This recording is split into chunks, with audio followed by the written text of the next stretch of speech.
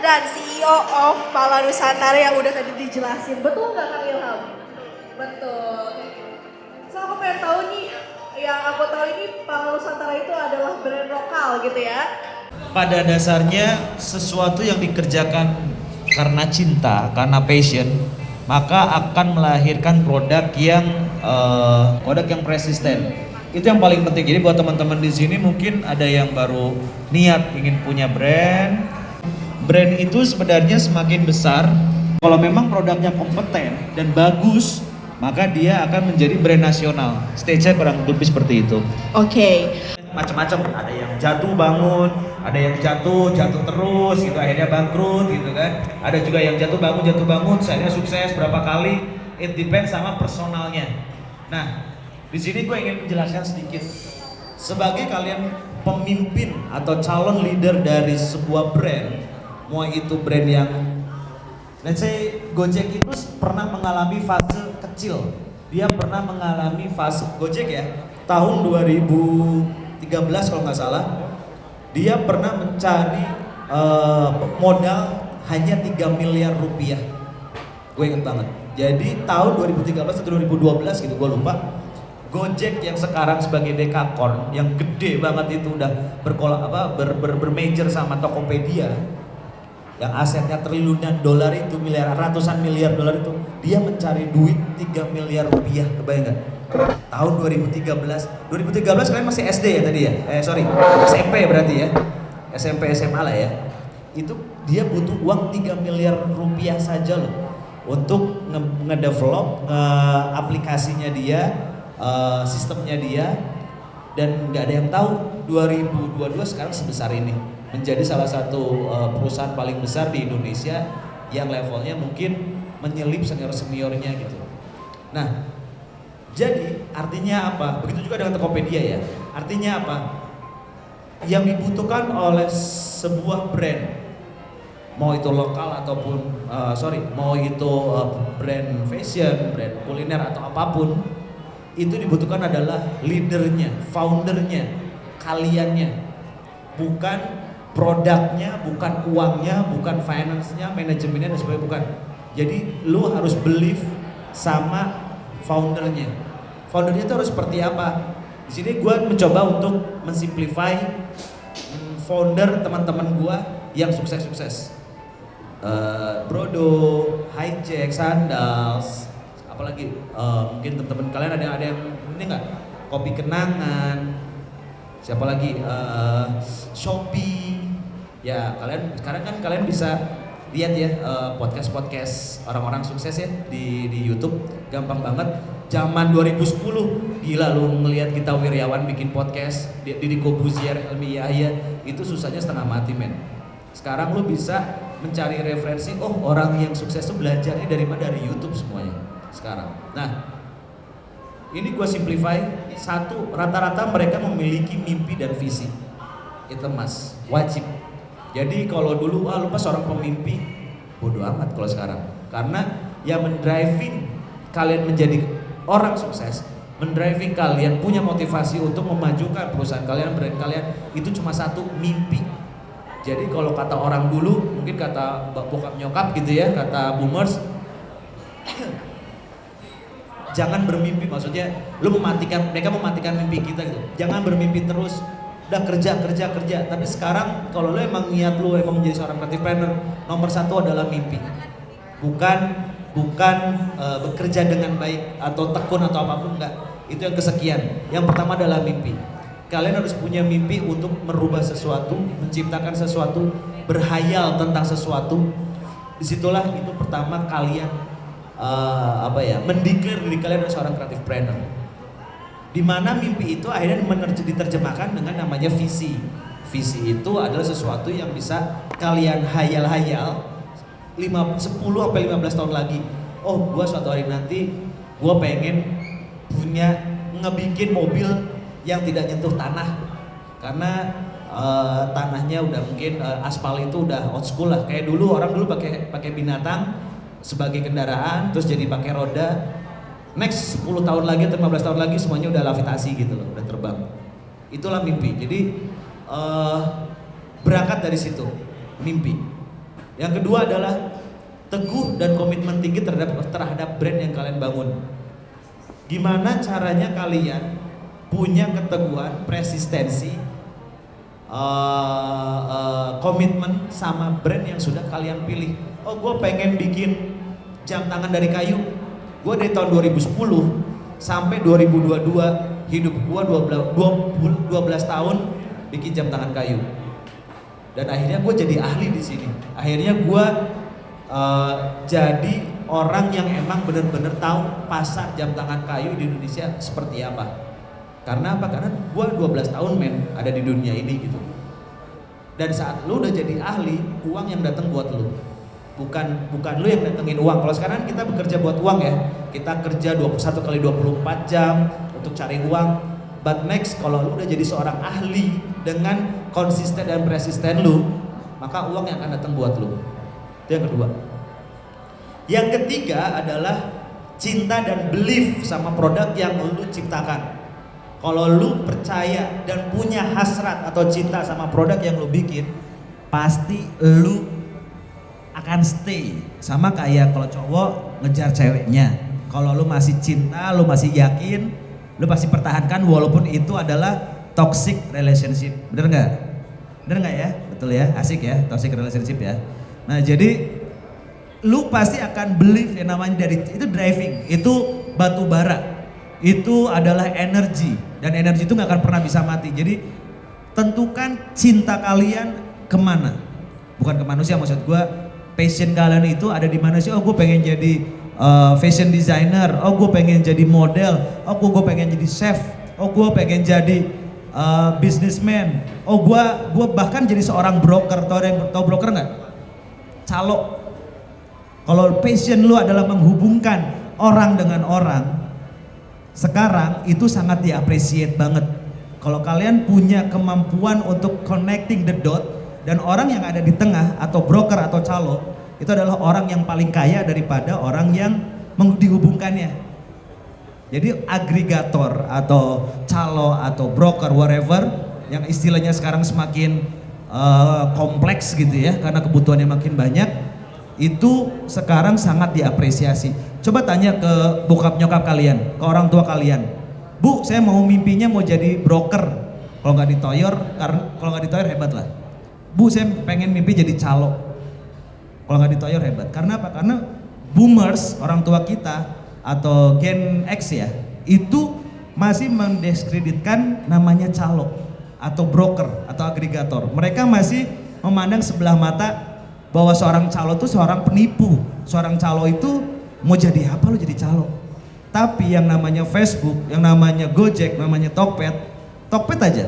Tokped, Shopee itu apa namanya? Itu calo loh. Dia pengepul loh, tau gak pengepul? Bayang ya maksud gue ya. Jadi kalian itu harus ada di lingkungan yang terakhir, hadir di tempat yang tepat. Kalian harus punya sebuah lingkungan, ekosistem yang mensupport mimpi kalian itu, bukan mematahkan mimpi itu. Percaya sama saya.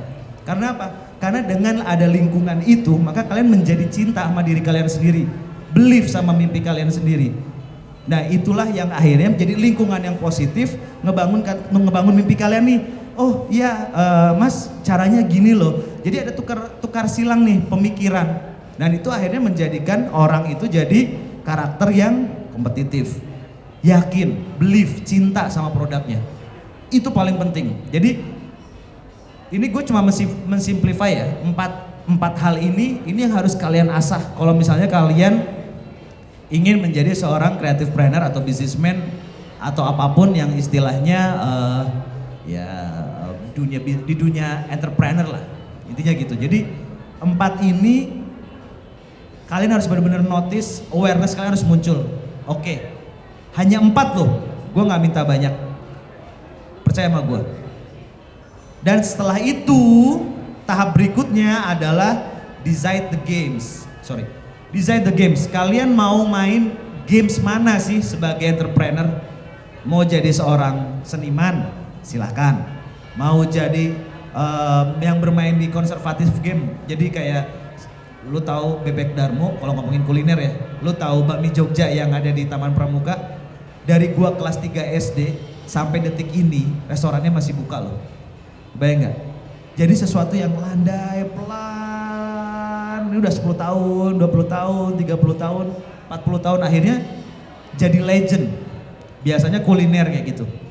Nah, itu konservatif game. Jadi dia persisten, konsisten, panjang, lama, tetap cuan dan sampai sekarang masih hidup. Gitu. Itu namanya konservatif. Jadi bermainnya maratonnya lama.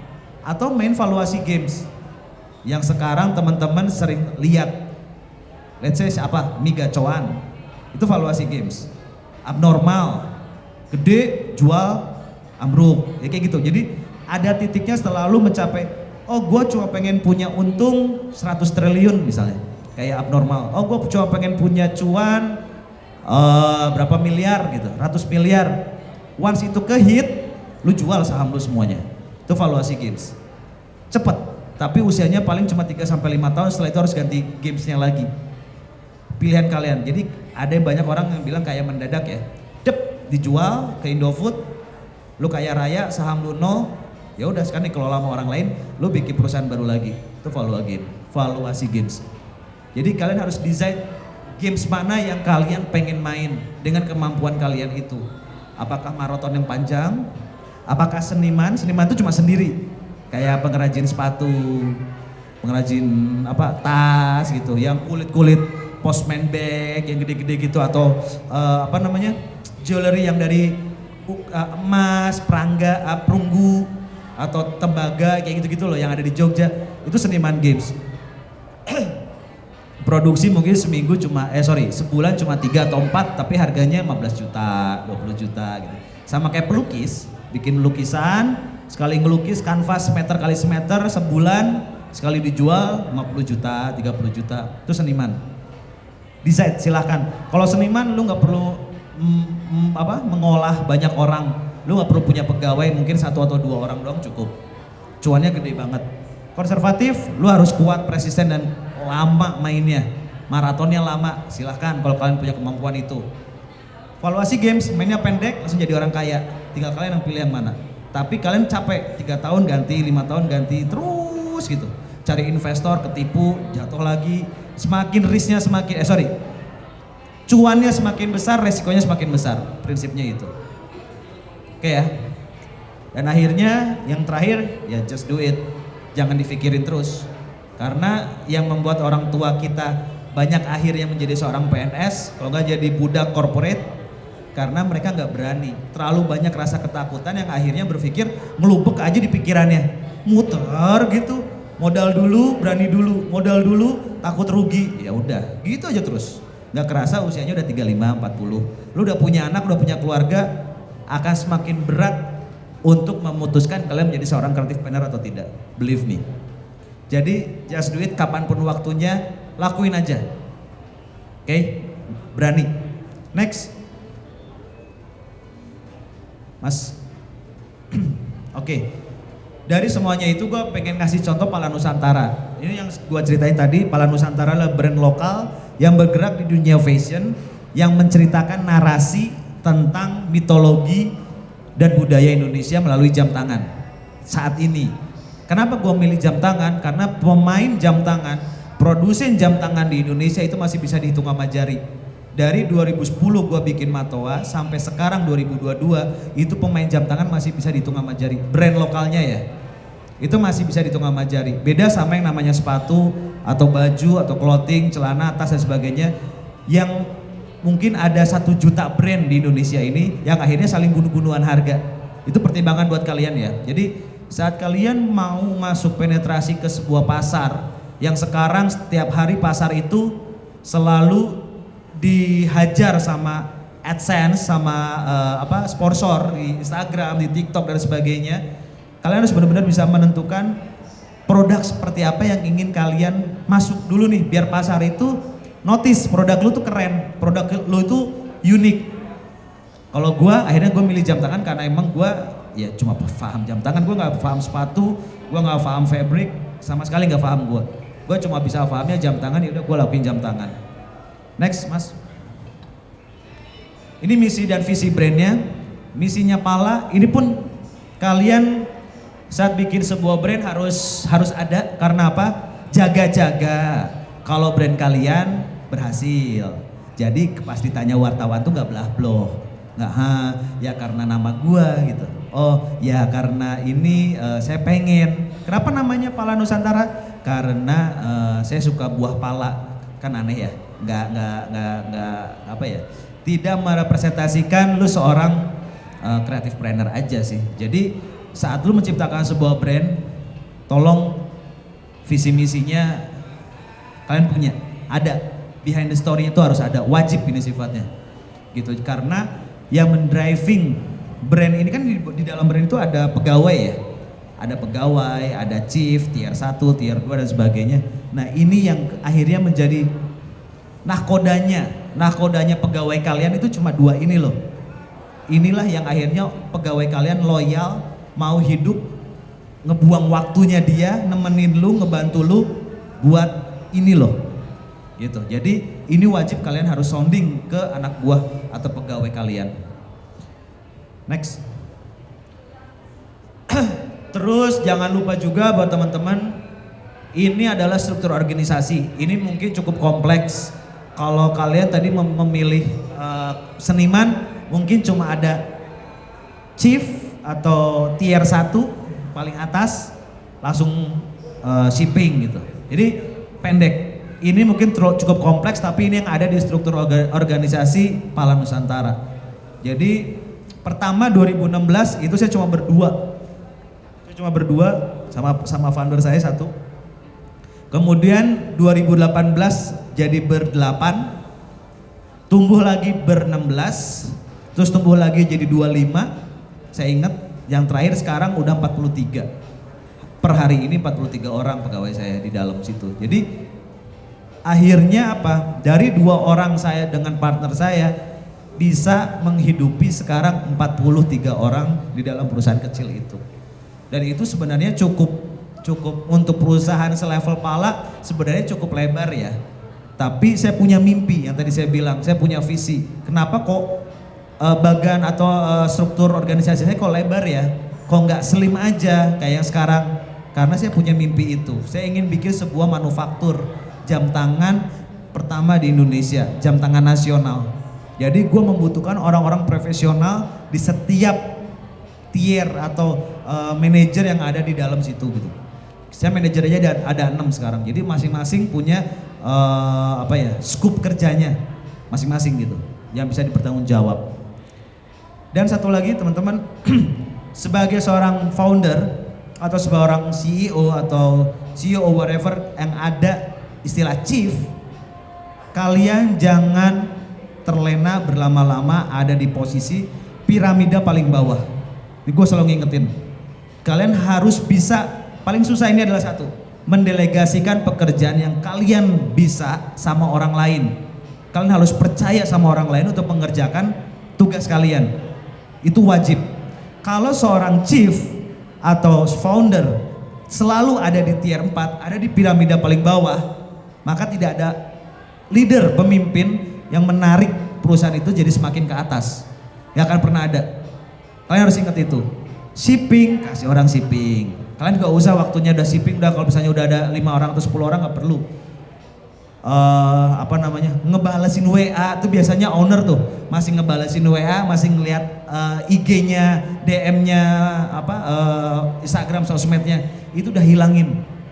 Karena ingat lagi, selama owner ada di bawah, piramida bawah, perusahaan gak akan pernah bisa ke atas. Itu logikanya aja. Jadi kalian harus segera mungkin membuat suatu sistem yang melepas itu supaya lo ada di atas terus. Next. Ini kolaborasi kita. Ini saya bareng sama Pak RK dan beberapa brand lainnya yang global juga. Dan inilah founder, tugasnya seperti ini. Ketemu sama RK, lu ngelobi RK, lu ngelobi Bu Cinta, lu ngelobi Jokowi, Sandiaga Uno dan sebagainya. Buat apa? Kolaborasi yuk Pak. Kebayang nggak kalau kalian masih ngurus admin WA, kalau nggak shipping, kesempatan lu sebagai brand besar itu hilang men. Jadi jangan pernah seorang founder berlama-lama ada di piramida paling bawah, nggak boleh bro. Maksimal setahun atau 2 tahun deh. Setahun atau setahun setengah deh, nggak nyampe 2 tahun. Kalian harus sesegera mungkin bikin sistem supaya kalian naik ke atas, naik ke atas, naik ke atas sampai akhirnya lu nggak pegang apa-apa. Kalau bisa ya, kalau buat gua sampai lu nggak kenal sama pegawai lu nggak kenal. Jadi ada jarak yang sangat jauh antara bos, chief sama pegawai yang ada di paling bawah. Itu baru perusahaan lu udah sistematis. Itu udah keren. Sama kayak emang seorang kasir Indomaret tahu ownernya mukanya kayak gimana? Gak akan pernah tahu men. Gitu. Jadi kalian harus benar-benar bisa ngebikin sistem, ada waktu nih supaya gimana caranya pegawai lu gak kenal mukanya tuh cuma ada di foto doang. Dia gak pernah ngobrol sama lu, dia gak pernah tahu lu. Karena memang harus ada gap antara pegawai sama chief atau owner, itu harus ada gap yang jauh. Kalau enggak lu gak akan pernah dihargai sama pegawai lu. Believe me, itu kelemahan orang Indonesia, apalagi orang Bandung ya, tidak akan pernah bisa jadi profesional. Percaya sama gua. Gua punya 4 perusahaan dan semuanya gua pakai itu. Dan itu penting. Kalian harus bisa jaga jarak sama pegawai. Gak boleh menyebut pegawai bro, sis, dan sebaliknya gak boleh. Agak susah ya, tapi bisa latihan. Next. Ini produk kita. Ya jam tangan kayu yang tadi saya bilang, ada ayam cemani, ada tarsius, kucing merah, merak dan sebagainya. Tujuannya cuma satu, saat kalian mungkin jadi usernya Pala Nusantara, kalian menjadi dalang buat kita untuk ceritain lagi tentang ayam cemani. Ada yang tahu ayam cemani nggak? Yang ya hitam semuanya. Tahu tapi ada yang nggak tahu nggak ayam cemani? Karena gue tanya Gen Z rata-rata ayam cemani pada nggak tahu. Emang ayam cemani apa sih Pak? Gitu. Hah, nggak tahu ayam cemani? Nggak. Ayam kate lu tau nggak? Ayam kate lu tau nggak? Tahu. Katanya lu punya ayam banyak ya. Jadi nggak semua orang Gen Z itu tahu binatang-binatang ini. Tarsius ada yang tahu nggak? Binatang segede gini yang ada di Sulawesi Utara. Primata paling kecil di dunia. Cuma segede gini. Primata loh. Dan itu ada di Sulawesi Utara. Dan itu ada hanya di Indonesia. Gitu. Merak itu burung dari surga istilahnya, karena dia sangat indah dan hanya awalnya juga cuma ada di Indonesia habitatnya. Oke, next lanjut. Nah, buat teman-teman juga saat kalian udah punya brand atau inovasi hijab, sepatu, tas, whatever yang ada di sini, jangan lupa untuk mengindustrikan sertifikat, menghakikan desain yang kalian buat. Wajib. Gua adalah desainer yang mungkin desainnya nggak sekali 2 kali ya, gua udah beberapa kali desainnya akhirnya dipakai sama orang lain. Tapi gua nih jujur-jujuran aja ya, haki atau lembaga legal di Indonesia itu tidak akan pernah bisa melindungi desain kalian seinovatif apapun sebenarnya. Karena anggaplah seperti ini ya, gue ambil contoh simpel aja. Ukuran jam tangan gue ini 3,5 kali 3,5. Misalnya ada yang niru, ukurannya jadi 4 cm kali 4 cm. 3,5 sama 4 cuma beda 0,5 ya. Warnanya jam gue warnanya crownnya warnanya merah, sama dia diganti warna biru. Itu dihukum mata hukum desain Indonesia itu sah, monggo, karena beda sama produkku. Bayang nggak? Jadi desain pun sebenarnya sama Kemenkumham itu masih belum dilindungi 100%. Jadi tapi ini adalah sebuah kewajiban atau keharusan, mandatory. Karena kita nggak ada yang tahu yang namanya lu butuh uang, investor, angel investor, venture capital, whatever. Karena ini adalah valuasi dari perusahaan kalian. Kalau setiap desain di produk kalian, dari setiap produk kalian punya desainnya dan ada hakinya, ini tuh bisa jadi pertimbangan buat orang, oke, orang ini serius di bisnis lu, valuasi lu naik, harga perusahaan lu tuh naik, at least cuma itu yang bisa dinilai. Tapi kalau sebagai pelindung supaya produk gua nggak ditiru, nggak bisa men. Jadi buat teman-teman, fungsi dari haki ini kalau untuk meningkatkan nilai dari perusahaan kalian, silahkan dilakukan, wajib dilakukan. Tapi kalau kalian punya niat main haki supaya tidak bisa ditiru, lebih baik nggak usah dilakukan. Karena kita nggak dilindungin. Orang kreatif itu masih belum, hukumnya masih belum sekompleks itu. Jadi kalau kalian ditiru, ya udah wayahna kalian bikin desain baru lagi.